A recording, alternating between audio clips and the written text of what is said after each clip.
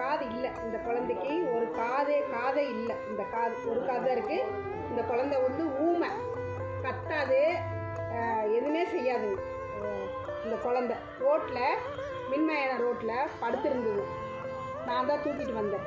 பாவமாக படுத்திருந்தது. அந்த டிச்சு தண்ணியெல்லாம் சாப்பிட்ருக்க மாட்டேங்குது.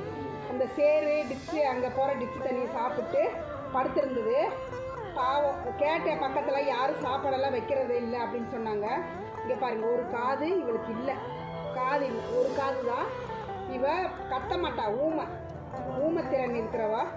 பாவமாக இருந்தது. டிச்சு வாசம், பயங்கர டிச்சு வாசம், உடம்பே டிச்சு வாசம்தான்.